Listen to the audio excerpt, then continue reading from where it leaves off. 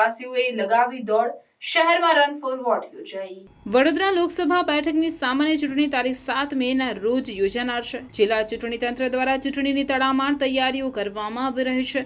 વડોદરા લોકસભા અને વાઘોડિયા વિધાનસભા બેઠકની પેટા ચૂંટણીમાં મહત્તમ મતદાન થાય તે દિશામાં ચૂંટણી તંત્ર દ્વારા ટર્નઆઉટ ઇમ્પ્લિમેન્ટેશન પ્લાન ટીઆઈપી અને સ્વીપ અંતર્ગત મતદાન જાગૃતિ માટે સઘન પ્રયાસો હાથ ધરાયા છે।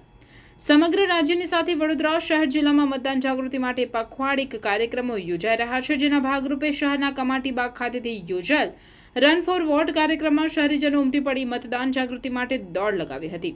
વડોદરા શહેર ઉપરાંત કરજણ, ડભોઈ, પાદરા, સાવલી અને વાઘોડિયા વિધાનસભા મત વિભાગમાં પણ મતદાન જાગૃતિ માટે રન ફોર વોટ કાર્યક્રમ યોજાયો હતો। શહેરના કમાટીબાગ ખાતે યોજાયેલ રન ફોર વોટને જિલ્લા ચૂંટણી અધિકારી બીજલ શાહ, જિલ્લા વિકાસ અધિકારી મમતા હિરપરા, નિવાસી અધિક કલેક્ટર ડોક્ટર BS પ્રજાપતિ, નાયબ મ્યુનિસિપલ કમિશનર હસમુખ પ્રજાપતિની ઉપસ્થિતિમાં પ્રસ્થાન કરાવ્યું હતું।